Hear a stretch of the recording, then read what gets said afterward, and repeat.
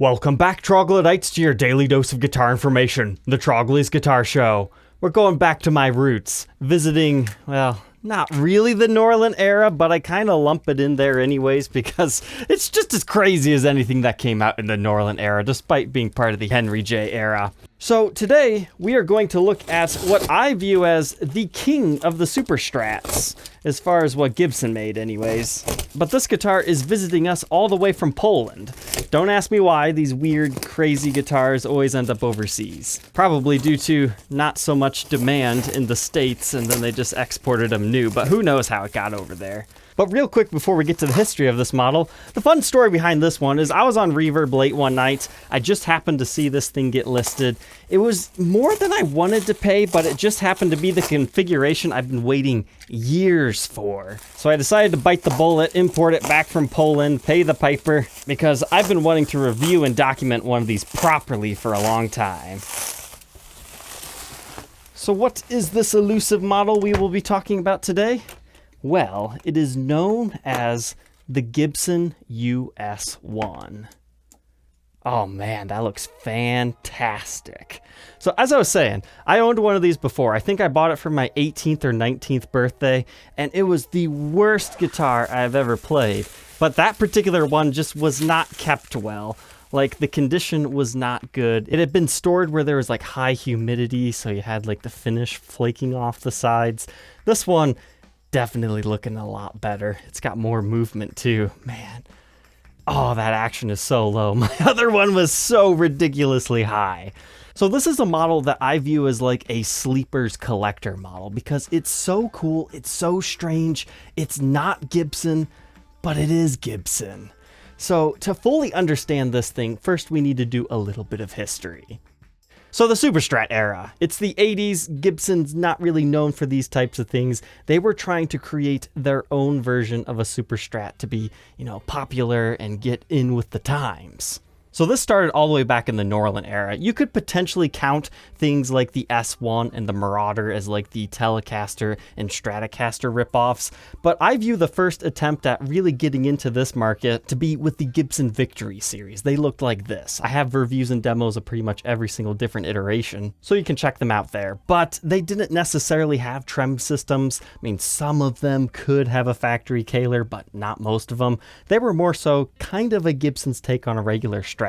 But when Gibson started to get really heavy into the Super Strat style, that's when we're talking like models like the WRC, the Wayne Charvel designed and named after guitar. You can check one of those out in this video right here. It's kind of an interesting guitar, definitely not very Gibson, very stripped down, straight to the point, exactly kind of like what the other brands were doing. But then one of the next series is what we're going to talk about today. You've got the U2 and the US-1. We'll talk a little bit more about those in a second though. Around the exact same time, you have the Q series, which is basically just using up old Gibson Victory style bodies. And there were so many different pickup combinations. You've got triple P90s, you've got just humbuckers, you've got some with the Kahlers. They just never really caught on. They're not the best guitars in the world, but I have not done a full review and demo yet. But I'll let you guys in on a secret. Just purchased one of those, so we'll be seeing that very shortly too. But then Gibson finally got their Super Strat right with the Gibson M3. You can check out this review and demo to learn more about those. That is one of the most comfortable playing Gibson guitars ever, if you like those super slim necks, and there's a bunch of different model variations you can learn about as well. And I'm being serious here, if the M3 would have came out 10 years prior to when it did, Gibson's history would have been completely changed. So today we need to talk about the U2 and the US-1. The U2 is basically a stripped down version of the US-1, so naturally I would gravitate to this one because it's definitely a lot more fancy. So they were cheaper, they didn't have neck binding, sometimes they would have body binding, but not always. They came in more colors than the US-1. You could find them in blue, red, there was a showcase edition done up in silver, there's ebony finishes, and I'm sure there's a few that I haven't even seen before. Most of those had the Explorer style headstock with a Gibson silkscreen logo. Some of them had the meat cleaver like the US-1. So people get confused all the time when they're listing a U2, they'll list it as a US-1 when it really isn't one. So now let's talk US-1. This is not a basic model by any means, and that's why I think collectors should really dig these things. And they have been starting to go up considerably in value. And the first thing that I love about these things is A, you get a bound meat cleaver headstock, sometimes called a hockey stick, but it gets the same type of logo as one of like the Gibson Carina Vs. There are very few Gibsons that actually ended up getting that. So that's what made me first fall in love with this model when I first saw it. But then to make things even better, take a look at this. We've got the Trini Lopez style split triangle inlays, or split parallelograms, whatever you want to call them. They're very cool. You got to remember, these guitars were made in about 86 to 1987. I mean, you might be able to find one in 88, I'm not sure. So this is before any of that Dave Grohl reissue hype and like the SG Supremes. These were inlays you had not seen on a guitar in such a long time. And it's bound, it's got an ebony fretboard, and take a look at these tops. Beautiful quilts. You can also find flames. Most of the naturals are quilts. Sometimes you can find a flame though. You can also find ebony versions of these. But the other finish you can find is a cherry sunburst.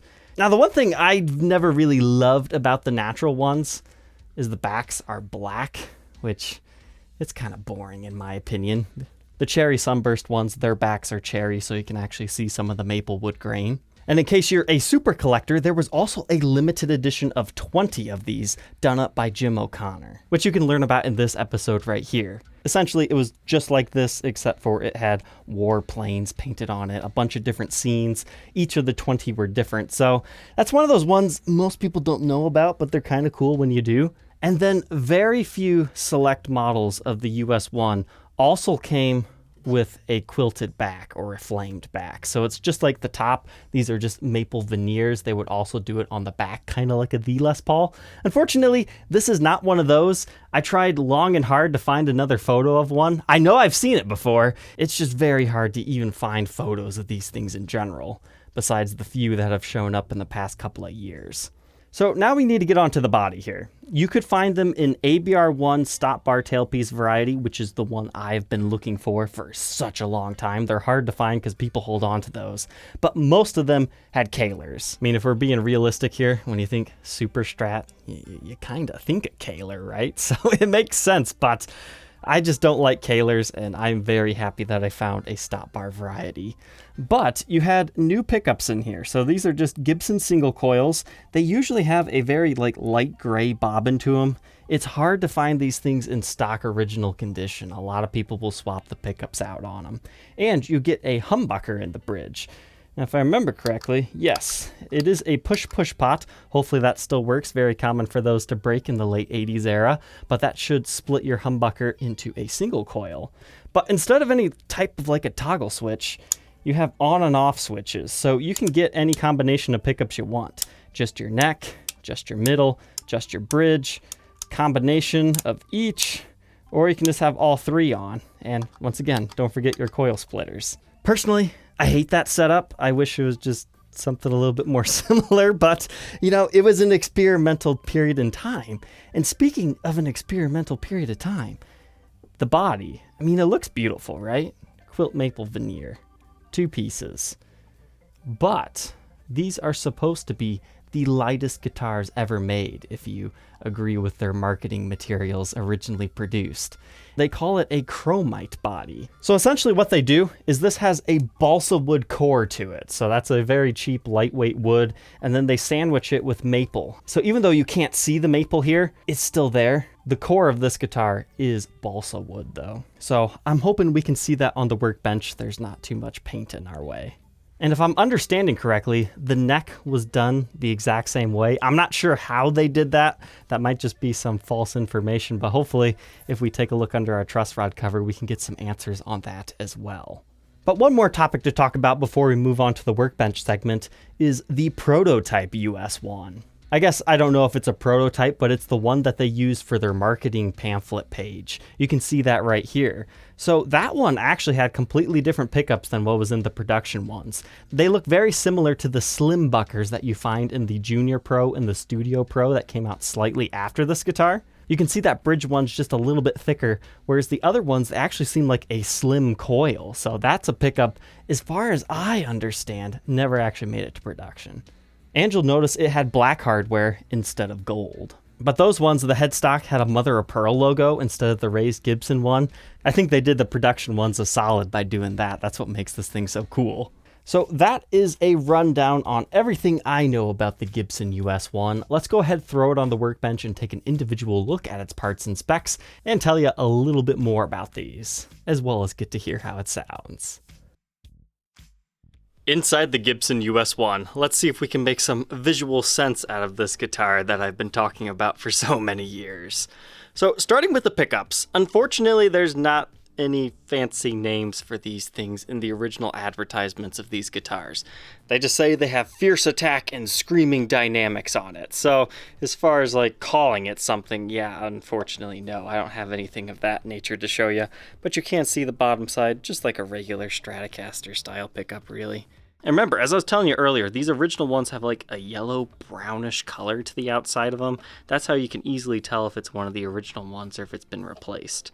You might think that's just dirt and grime built up over the years, but it's not. It could just be how the material has aged, though. That's just what they look like, though. Here's your middle pickup here. Nothing special, no markings, no patent numbers or anything. So as far as IDing one of these outside of this guitar, really just comes down to that color. Then our bridge pickup is kind of cool because, once again, it does have the coil splitting, so it's a double lead wire coming out there, because that's how they did them back then, instead of just doing a single 4-conductor lead. But this one does have the patent number on the bottom. It looks very similar to a Tim Shaw, but I doubt it's anything like one of those. So let's go ahead and grab our pickup readings. All of these in the up position means they're all off. So just our neck pickup on, got about 5.7. Just our middle position, we get a questionable reading. That means either something's wrong on this guitar or we have to do something else. And our bridge pickup reads 8.63. Yep, that's not looking so good here. Doesn't change anything. I don't know if it's the pickup or if it's the switch. Man, that really stinks. So this was advertised as absolute excellent condition. They didn't say any damage was on it at all. But, you know, when I get it, it's got these big dings in the top. Now, granted, they're not too bad. But I was planning on keeping this one for my personal collection because it was supposed to be so clean. But it came with undisclosed dings. The worst one is down here where the binding's all chewed up. But the neck and bridge pickup together reads about 3.45. So on a fully functioning example, I'd imagine the middle would be about the same as this, and then the in-between there would be around 3-ish. And then don't forget, you can also do the coil split on the bridge pickup, which does seem to be functioning. 4.33. But anyways, moving on to our bridge and tailpiece here. It is indeed a true Gibson ABR1, has the patent number and everything. I mean, this bridge right here is probably worth about $250. That's way more than the whole Kaler system, and then you don't have a giant route in here. And that's what's freaky about these things, is they are mounted traditionally as well. And you gotta remember, in 86, 87, at this point in time, it was still only the prehistoric reissues for the most part that got ABR1s. That's why it always boggled me that this super Strat would get it if you don't get one that has the Kaler anyways. It's just one of those kind of cool quirky specs. And as far as the tailpiece, it's just your regular one from the era, full weight. And these knobs, this is your master volume for everything, and this is a master tone. You can see there's some internal cracking, and you have to remember, after about 1985 or so, the knobs stop aging. So as long as you have the bold print, they most likely are the original knobs. And of course our weird pickup selecting system. And the output jack is kind of like a barrel style jack on the side. But you're probably more so interested in the body construction here. So let's see if we can see the chromite. So what it looks like to me is they have this really beautiful quilt maple veneer. Like, it's not a paper thin veneer. It's very similar to what they used on like the E2 CMTs, or really any of the CMT series. So it's about 1/8 of an inch thick. And then it looks like they might have another layer of maple or something before they switch to the balsa wood right here. You can kind of see that on this side too. So the whole core of this guitar is a light balsa wood, but they just capped the top, back, and sides off with maple, very similar to a The Les Paul, as I was telling you. So Gibson took this idea and later reused it on the Studio Light series. And I'm sure one day I'll get a review and demo of those out, but this is like the first model that I'm aware of that used the chromite branding.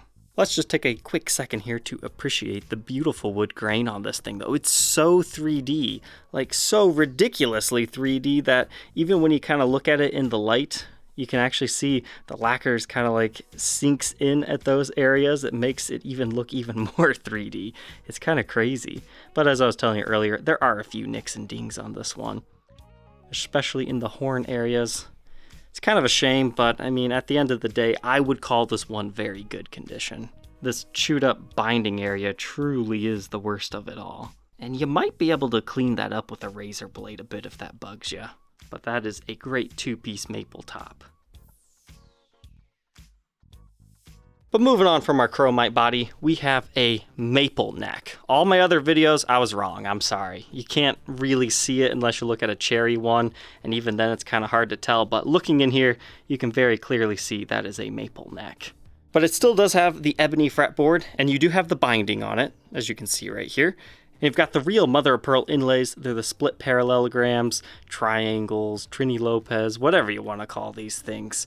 You don't find them on too many models, especially in the 80s. So I don't know what made them decide to bring it back for this, but I think they look pretty darn cool. But here's where things get fun, the neck specs. So this is a super ultra thin neck, but it's got a wide neck profile, so 1.71 inches at the nut. And then by our 12th fret, 2.08. Okay, but check out this first fret neck depth here, 0.84. That is ridiculous for a Gibson style guitar. And then up here, it's only a 0.89. I mean, most things are like 0.99, 1.01 for a really big 50s neck. This is a ultra thin, skinny thing. Here's what that neck profile looks like at the 1st fret and the 12th fret. It's just a very slim C-shaped neck profile. And if you're curious what this line is, I don't think it's actually a crack. I think it's just a really deep wood grain. Even if it is a crack, it doesn't really matter because it's pretty light just in the surface anyways. But thankfully, our frets are actually in phenomenal condition on this one. But the fun does not end here. What kind of scale length do you think this thing's got? Is it Gibson style or Fender style? It's 25.5 inches. So normally Gibsons are 24 3/4, so they were really changing things up for this model. But I don't think anybody's ever tried to measure the radius on these guys. So it's not the normal 12 inches, but you also have to remember that this is a vintage guitar. It might have had fretwork, somebody might have messed with the radius. I would say the closest on my gauges is 10 inches, which is actually a little bit flatter than normal. But ultimately somewhere between 10 and 12 inches, so at the end of the day, I don't think they did anything fancy with that. But speaking of fancy, let's take a look at our headstock emblem. So it's very common for these to break, and it's such a very sad day when you find one that does have a broken headstock logo, because this attaches, I believe it's on the I, and then somewhere on the O or something. There's just 2 studs that it sinks into the top, so it's possible you could replace it. But what I can't tell you guys, I mean, what is this? You can see like a hidden dowel underneath the finish. It would not surprise me if it left the Gibson factory that way. Like they accidentally had the machine like start to put the logo in right there, because that's exactly what the rat would look like. They just like capped it off. I don't know. We'll take a look at that under blacklight in a minute. But our truss rod is looking good on this one, and it just has the regular blank truss rod cover. That is the cool thing about the O'Connor versions of the US-1. It actually had one that said US-1. Other than that, if it wasn't for original advertisements, the name of this guitar probably would have been lost to time. And I wish they would have went with really cool Kluson style tuners on these, kind of like a vintage Explorer that we just reviewed a couple of days ago. But no, we get the Grover style buttons here. And hey, the gold hardware doesn't look half bad. Okay, moving on to the backside. I did go ahead and plug this thing in. Yeah, something's wrong with the middle pickup. It sounds like it's dying. It does not have its full output, so I'm guessing that's what's going on here. I was hoping it was just a wire or something, but you know, maybe that's why these things get replaced all the time, because they die. But that middle pickup, I don't think we'll be able to demo it today. I mean, I'll show you what it sounds like now, but I'm pretty darn sure it's not supposed to sound like that. But here we can see our push-push pot. Now this is a very early push-push pot. They are absolute trash. They break quite often, and there's no way to tell if it's on or off. I mean, there's just a very slight difference, and you can't tell that. The modern day push-push and push-pull pots are way better. In fact, I believe they also use this in the WRC model, and I had issues with that one too. But here you can see our pickup selector switch, very similar to what they use on like the mini toggles of like the 2550s. different color switch, but they're very basic. You could actually wire them to do more stuff if you wanted to. But there you can see the output jack and the tone pot. And unfortunately, we can't read the pot code because it's covered over in solder right there. But 1986, 87 would be your best guess here. But back in the control cavity, you can also see the chromite balsa wood body. You can see it's chipping a little bit right there. That was probably supposed to be completely removed at the factory. That's just a little channel route to get stuff through into here. And from the factory, they didn't actually screw this into a location that has wood, so that screw doesn't do anything, but at least the other four do. But there's no other back cavity routes or anything on here, but it does have binding on the top and back. That's simply because they're trying to hide the seam lines, because there is a little piece of maple back here. I was curious if they would do it for the black ones, but you can kind of see the wood grain through this if you're looking just in the right angle. But our strap buttons on this one have been replaced with Schalers. They are not the originals, unfortunately. But you can see this thing was used. It's got some buckle scratches, nothing that goes directly through the finish, but definitely some impressions.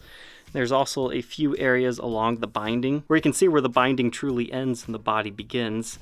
You'll see like a little line right there. Now, thankfully, this one isn't chipping like my last one, but it does have that mildewy smell. Like, not as bad, nowhere near as bad. It's like a mothball smell. And I think that's because of the non-original case the guy sent this one in. The guitar itself doesn't necessarily smell. And I planned on hunting down an original case if I was going to keep this one anyways. But this is a set neck guitar, and moving up the back of the neck, you can see some light impressions. It was played, but not overly abused. But our serial number dates it to the 180th day of 1987. So the Henry J era begins in 1985. So this is still in that time period where they had no idea what they were doing until they struck gold in the 90s with like the studios and reissuing the Les Paul with the Les Paul Classic, retiring the prehistorics and just actually doing like a custom shop thing that started in 1994. You know, this is just that strange period of Gibson. That's not necessarily traditional. They were just trying to find themselves again under new ownership, and it took them a good, 5 years to do that. And we're kind of in that period right now in current day times, except for they skipped that 5 years of what are we doing and just went straight to all the good stuff. Looks like 561 is its production number, which would mean it's the 62nd guitar neck stamped that particular day. And there's a couple of scuffs at the top. And we've got our Mini Grover tuners. That one looks like it was installed a little bit crooked. But, that's just how it is. Oh, dang. It looks like at one point in time, somebody replaced that top tuner. You gotta look really closely on some of these things. It looks like all the other ones are correct. There might be a very small fracture right there stemming from that screw. The nut on this example has also been replaced. You can see there's no lacquer over top of it. Now that's not a crack, but that definitely happened during the process of them swapping it out. And that line along the fretboard, you just see that on pretty much every Gibson. Once they get some age to them, I mean, it doesn't happen to every single one, but you see it often enough. It's just like the binding I was just showing you on the body. All that is it shows where the binding truly ends and the neck begins. But how light is the lightest guitar? About 7.5 pounds, 7 pounds, 6.7 ounces. It's really just the body that feels light. The neck still feels regular to me. But let's go ahead, plug this thing in, and hear how it sounds.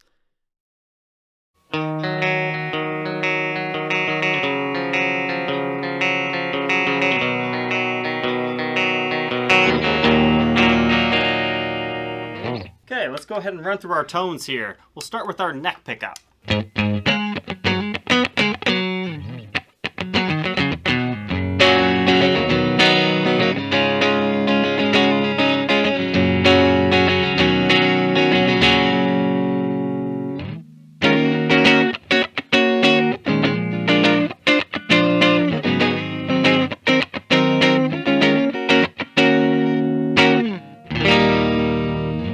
Now let's try that bridge position.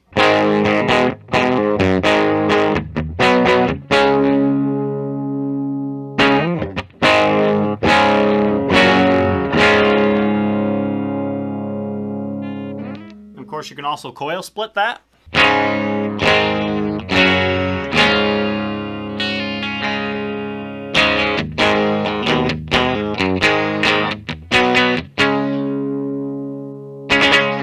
It just sounds like most coil splits, so the humbucker's nice and full. But then you can kind of brighten it up a bit.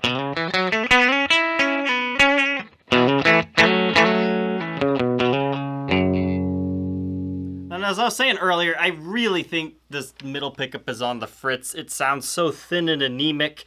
I know middle positions are generally kind of quacky sounding, but this one, it just doesn't sound right to me.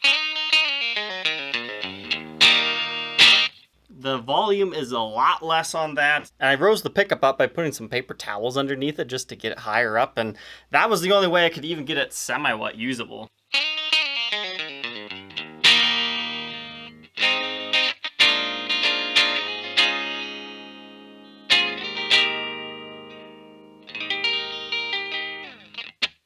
So unfortunately, I'm sorry, I can't demo all the possibilities out of this guitar, because even when you kind of do the combination between these, it just kind of brightens it up a tad.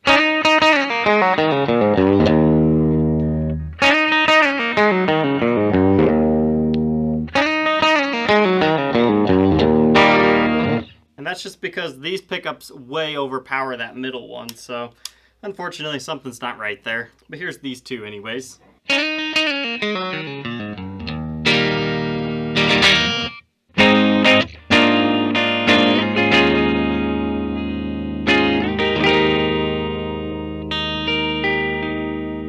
Also coil split that bridge.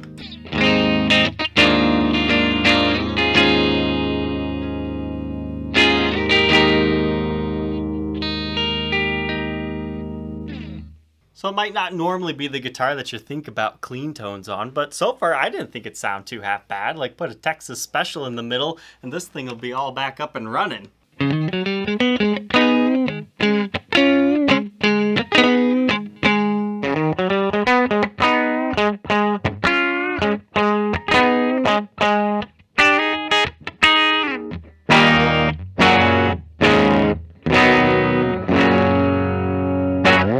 Now let's go ahead and try some distorted tones on this beast.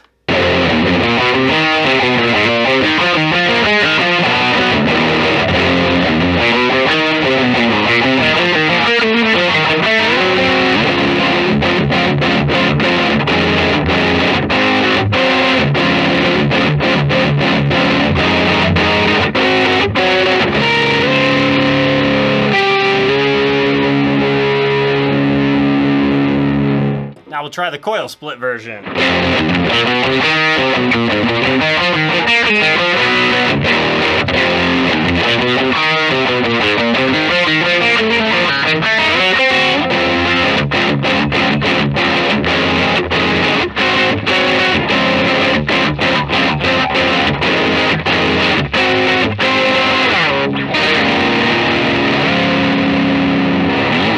Now the neck pickup.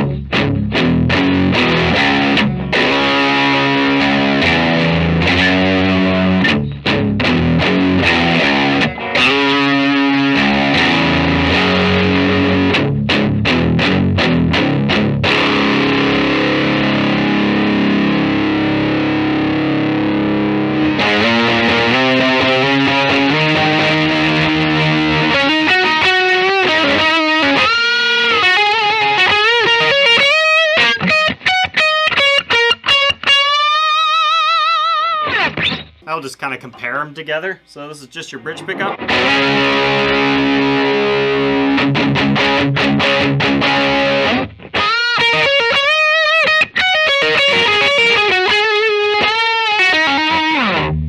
Bridge split.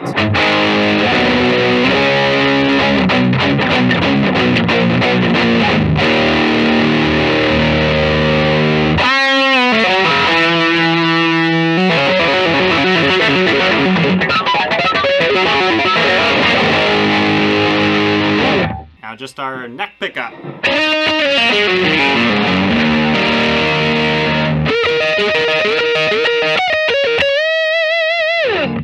Neck and bridge.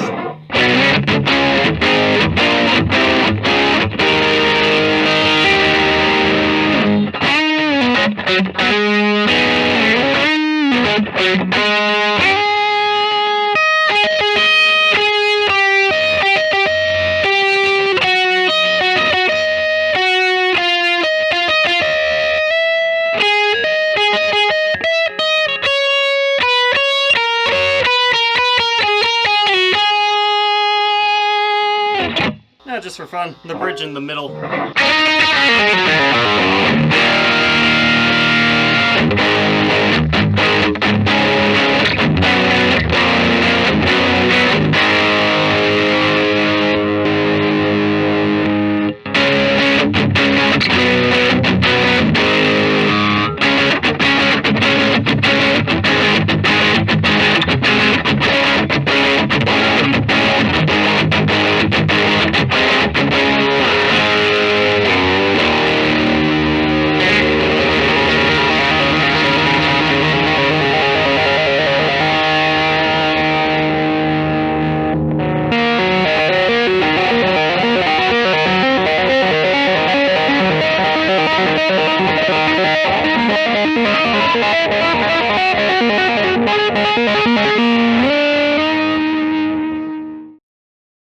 Now that we know all about the Gibson US-1, what are my final thoughts on this guitar? Man, it was fantastic to have one of these in a stop bar variety. The tuning was a lot easier to mess with. I don't ever use a tremolo system for my kind of playing, so it was just like going back to an old guitar that I used to, except for this one's actually good. So is it for everybody? No. Now that I've actually had a lot of Stratocasters, it really just does feel like a Gibson's take on a Stratocaster, like a really high-end fancy one. I mean, Fender has flame maple tops and quilt maple tops on certain varieties. Heck, we just did the Michiya Haruhata Stratocasters that you can check out here. Now, those ones still have the body contouring, and that's kind of an interesting thing to talk about. The US-1 is kind of a blocky guitar. It's because they have binding on the top and the bottom. So if you love everything about this guitar, you can pick up a U2, and those actually have a back body carve right here. It's a little comfort cut. So if you feel like this guitar is missing that, you could go for that. But there is nothing more beautiful than this guitar when you're thinking 80s, in my opinion. It's just such a weird guitar from Gibson, and it's fantastic. So I think it's kind of a sleeper collector's model, but I really don't want the prices to go up that high, because I would still like to get one that has like the quilty, flamey back to it. So unfortunately, you know, when I bought this from the seller, there were some things that were not disclosed. But let's go ahead and do a blacklight test on this one to see if there's, you know, anything else I should know about this guitar. Well, from the front here, everything is looking good. Blacklight tests just look for touch-ups, finish areas of wear. Can also show you some replaced parts, like sometimes the nut will glow differently, but this one you can tell it's changed because there's just no lacquer on the side. So our headstock is looking good. I really wanted to take a look at that kind of circle area, and that is glowing properly, so something happened at the factory for that. But here's a really good example when a blacklight comes in handy in case you would have missed that other tuner that had been on here, the filled-in screw. You can see that clear as day right there. And sometimes you can find like stand rash, like right there. This was definitely hung up by somebody, but not for too long.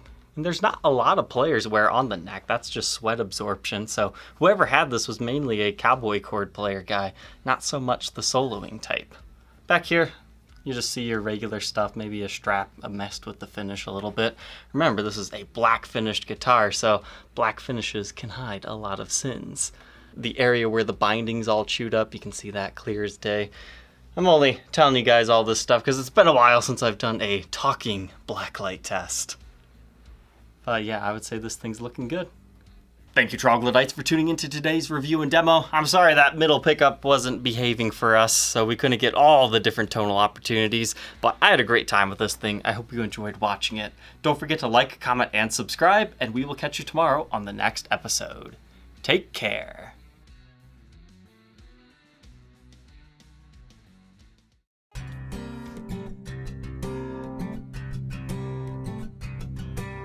As always, if you're interested in being the next owner of one of these demo guitars, you can check them out on my website, troglysguitarshow.com. There's some links in the description.